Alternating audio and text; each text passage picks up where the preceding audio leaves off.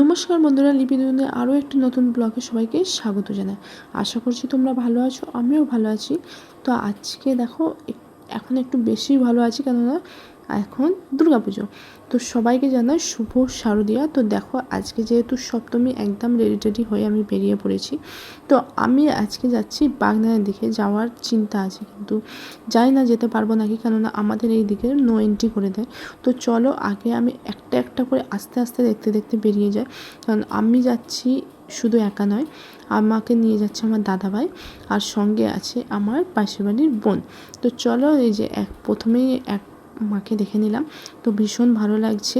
তো এই সময়টা ভীষণ ভালো লাগে ঘুরতে বেরোতে, বাড়িতে থাকতে মন চায় না। তো চলো একটা তো দেখা হয়েই গেল, আরও একটা দেখে নেব। এই যে দেখো এই একটা। তো চলো এবার আমরা সোজা বেরিয়ে যাচ্ছি নুনটিয়ার দিকে। তো নুনটিয়া থেকে একদম দেখি বাঁটুল, আনটিলা বা বাগনানের দিকে যাওয়ার চিন্তা আছে। তো দেখো আমরা এখন এসে গেছি আনটিলায়, তো যেটা হচ্ছে কামারশালের কাছে। দেখো এটা মহেশ্বরের, যে এটা প্রতি বছরই মহেশ্বরেরই করে। তো দেখো ভীষণ ভালো লাগছে আজকে, এটা দারুণ লাগছে। তো চলো ভিতরটায় ঢুকি, আস্তে আস্তে সব আস্তে আস্তে দেখতে দেখতে ঢুকবো। তো চলো।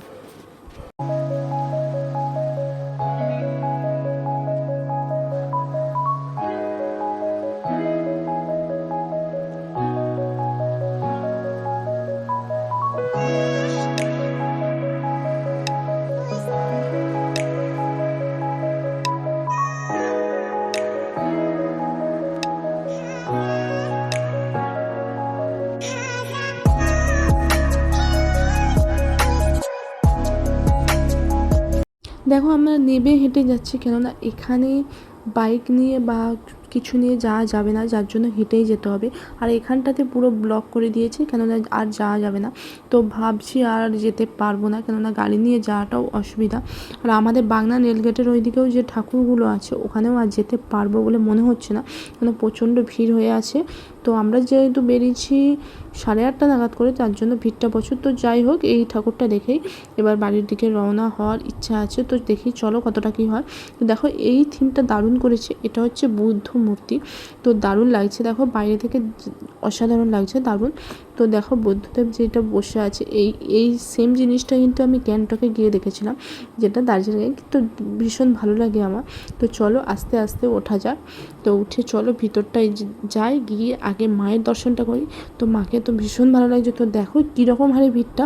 তো এখন যত রাত বাড়ছে ভিড়টাও তত হচ্ছে। তো চলো মায়ের দর্শন করে নিই। তো মা তো বছরে একবারই আসে, তো বেরোতে তো হবেই। তো মায়ের জন্য সব কিছু। তো মাকে এটাই বলবো, মা সবাইকে ভালো রেখো, সুস্থ রেখো, রক্ষা করে সবাইকে তুমি আবার প্রতি বছর বছর এরকমভাবে ফিরে এসো, এটাই চাইবো। দেখো আমরা বাগনানের ওই সাইডটা যেতে পারিনি, তো আমরা ব্যাকের দিকেই ফিরে এসেছি।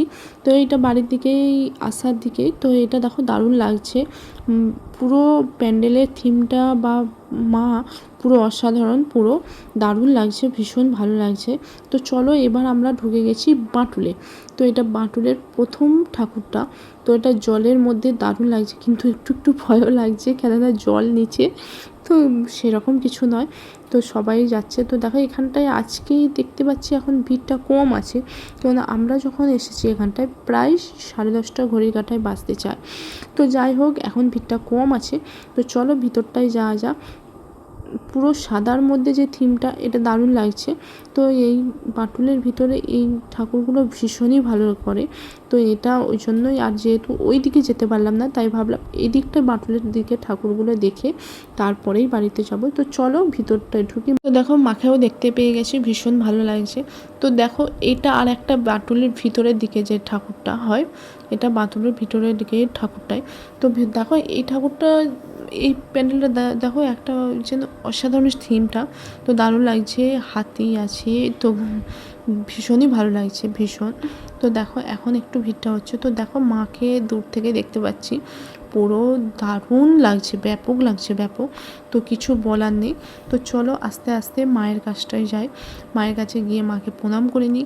তো ভীষণ ভালো লাগছে। তো দেখো ওয়াও, আমি তো পুরো অবাক হয়ে গেলাম, দারুণ দারুণ, মাকে ভীষণই ভালো লাগছে। তো দেখো এটা আমার চড়ার ইচ্ছা ছিল, কিন্তু আমার দাদাভাই চড়তে দিল না। তো যাই হোক, ওইগুলো বাচ্চাদেরই, তো বড় হয়ে তো যাই হোক আবদার করলে তো হবে না। তো দেখো এটা ভীষণও ভালো লাগছে। তো চলো, এটা হচ্ছে আমাদের গুনিনপাড়া ঠাকুর, যেটা হচ্ছে গুনিনপাড়ার বাগনানের দিকে আসতে গেলে গুনিনপাড়ার দিকেই পড়বে। তো চলো গুনিনপাড়া ঠাকুরটা দেখে নিই। তো দেখো মাকে ভীষণ ভালো লাগছে, তো দারুণ লাগছে। তো এবারে আমাদের আর কিছু দেখার বাকি নেই, এবার আমরা বাড়ি ফিরে যাব। তো কেননা ওই দিকটা যেহেতু আর যেতে পারলাম না, এবার বাড়িতেই চলে যাব। তো যাই হোক, ভিডিওটা দেখে যদি তোমাদের ভালো লেগে থাকে তো লাইক, কমেন্ট, শেয়ার আর নতুন চ্যানেলটা সাবস্ক্রাইব করে দিও, পাশে থাকা বেল আইকনটা টং করে বাজিয়ে দিও।